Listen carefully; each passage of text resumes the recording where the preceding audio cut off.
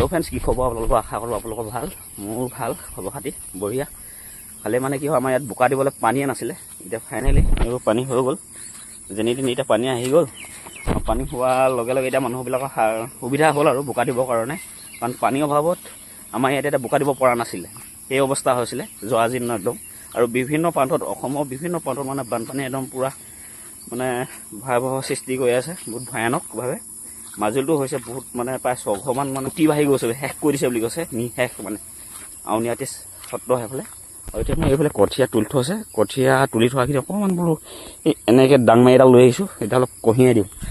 কাৰণ মাহঁতে মানে ইমান নোৱাৰে, কাৰণ মাইকী মানুহটো অকণমান দূৰ হ'লে অসুবিধা হৈ যায়।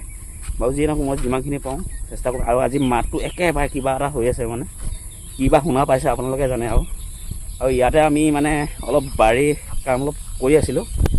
ইয়াতে মই দেখাম বাৰু, আমাক কলপুলি অলপ ৰোপণ কৰিছিলোঁ আৰু এতিয়া বৰ্তমান যথেষ্ট ভালেই হৈছে। পুলি G9 বানানা বুলি কয়, উন্নত পৰ্যায়ৰ। সেইটো আপোনালোকৰ যেতিয়া ডাঙৰ হ'ব তেতিয়াও দেখাম বাৰু। এতিয়া মই দেখাম, খালি ৰোপণ মানে ৰোৱা কোনো ধৰণৰ ভিডিঅ' প্ৰস্তুত কৰা নাই, জাষ্ট ফটো দুকপি মই মাৰি থৈছোঁ।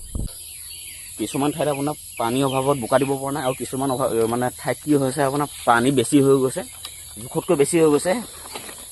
সেইবোৰ আমাৰ অসমত বানপানী এয়া সমস্যা আৰু জৰাজীৰ্ণ আজি এতিয়াই নহয়, প্ৰায় আজো দিনৰ পৰা কলপুলি যদি বানপানী আহে মৰি যাব। ৰুব হৈ গৈছে আৰু কিছুমানৰ হয়তো মানে বয়সটো হৈ গৈছে। খালি এতিয়া এনেকুৱা হৈছে বোলে একেবাৰে দ জেগাবিলাকত আপোনাৰ কি হয়, পানীটো অলপ বেছি হৈছে বুলি কৈছে দুজনমানৰ। সেইখিনি এইটো ছাইডত আছে, সেইখিনি তুলি থৈছে। কোনখিনি আছে সেইখন আছে ছাইডত বাৰু। মই ইয়াতে বান্ধি লওঁ আৰামছে। এইয়া কলপুলি G9 বানানা। এতিয়া মই কঠীয়াটো নি লওঁ বান্ধি। এয়া এতিয়া আৰামছে বান্ধি ল'লোঁ, অলপ ভৰাই ল'লোঁ আৰু কেইমুঠিমান থাকিলে বাৰু। যিখিনি পাওঁ এতিয়া লৈ যাম, আকৌ লাগে আকৌ আহিম। বস্তাটো সৰু হ'ল আৰু এতিয়া মই ভাড়া লৈ গৈ আছোঁ। এইয়া আমাৰ অলপ বোকা গছকি এতিয়া গৈ থাকোঁ আৰামছে। পানী সোমাই আছে সেইকাৰণে গধুৰ হৈছে বাৰু। কাষে কাষে যাব লাগিব। মাতটো যে আজি কি অৱস্থা হৈ গৈছে, এই কিবা মাতিবলৈ কিবা এটা মন যোৱা নাই, মানে ভাল মানে কমফৰ্ট ফিলটো অৰিজিনেল যিটো ভইচ, আজি অৰিজিনেল ভইচটো আপোনালোকে নাপায় আৰু। মজা ভাল লাগিছে আজি। চাউলখিনি অৱস্থা বেয়া হৈ যাব মানে। ফাইনেলি পালোহি, এইফালে পিতাই আলি দি আছে। ফাইনেলি মই পালোহি, অলপ এতিয়া নমাই লওঁ।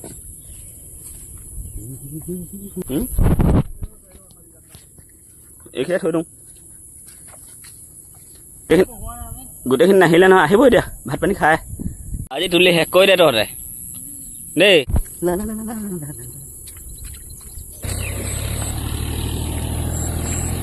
দিন গোটেই বছৰ লাগিব দেখোন এনেকৈ তুলিলে।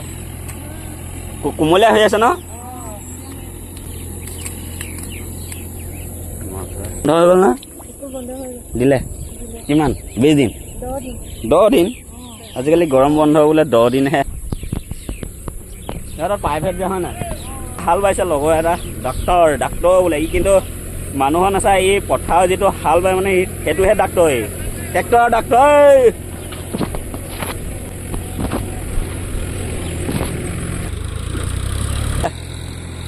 এই বোলে হাই দিছে আপোনালোকক, বঢ়িয়া। কেনেকুৱা লাগিছে? ভাল লাগিছে। পানী আৰু লাগে নেকি? পানী আৰু লাগে। এইফালে চাওক না, পানীয়ে নাই। এইফালে বাম যে, মাটি কাটি পিনি আকৌ এই দহলে দিব লাগিব। এই তাক দেখাম বুলি মানে তাৰ ভয়টো চাব দেই। নাই ই আহিবই লাগিব। এই আকৌ গাঁৱলীয়া বোকা গছকা বুলি ক'ব লাগিব আৰু। এতিয়া বোকা গছকি ইয়াতে সোণালী ধানৰ কাৰণে আৰু কষ্ট কৰি আছোঁহি।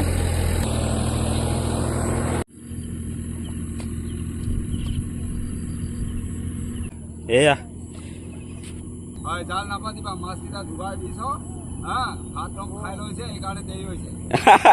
মানে মাছ ধৰি নিব নালাগিব নহয় জানো? এয়া খেতিয়ক, আমাৰ সাধাৰণ খেতিয়কসকলে এয়া আলি দি আছে নহয় জানো? শালি ধান ৰুবলৈ। আৰু এফালে গোটেই ৰুইয়ে শেষ কৰিব এতিয়া। চাই আছে যে কেলে কামত লাগক লাগি চাই আছে যে ভাগৰ লাগিছে আমাৰ একদম উৰণীকেইজনী আহিছেহে এতিয়া মা আৰু চিষ্টাৰ আজি ঘৰৰ গৃহিণীকেইজনী ওলাই আহিলে পথাৰলৈ এতিয়া সেয়া চাওক দৃশ্য নবৌ নাহে নেকি কেতিয়াকৈ মই গৈ লওঁ মানে কেনেকৈ মই গৈ ল'ম মই ভাত পাতি খাই লওঁগৈ নেকি ইয়াত এই মাছ সোমাইছে আৰু আয়ো কৃষ্ণ এক দেৱ ইমান হৈ গৈছোঁ এই আগতে আমি ইয়াতে মানে কি কৈছিলোঁ দেই একদম পিছফালে যে বেকগ্ৰাউণ্ডবিলাকত দেখি আছে সেইবিলাকত আগতে লেজু বৰশী পাতিছিলোঁ পূৰা লানিকৈ একদম লাগে কেতিয়াবা এনেকুৱা হয় আপোনাৰ যদি 100টা বৰশী পাতোঁ তাতে আপোনাৰ প্ৰায় 95টামান লাগিয়ে যায় আৰু এইফালে দ পথাৰ বুলি কোৱা হয় তাতে আপোনাৰ প্ৰায় প্ৰত্যেকটোতে লাগিছিলে তাতে আগতে ধান খেতি কৰে ইয়াতো এতিয়া ধান খেতি কৰি আছে বহুত পাতিলোঁ এইফালে গোটেইখন ভূৰ লৈ নাও লৈ ইয়াত হৰি আও ৰাম ধুনীয়াকৈ ৰাস্তাত পালোহি আৰু এটা মহাপণ্ডিত আহি গ'ল যা ফাইনেলি এতিয়া আমাৰ ঘৰৰ ৰাস্তাটো পাই গ'লি আৰু যিটো ঘৰলৈ সোমোৱা মেইন আৰু ভিডিঅ'টো আজিলৈ ইমানতে পৰিসমাপ্তি ঘটাব বিচাৰোঁ তো নতুন এটা ভিডিঅ'ত পুনৰ লগ পোৱা প্ৰতিশ্ৰুতিয়ে আজিলৈ এৰিছোঁ বাই জয় আই অসম।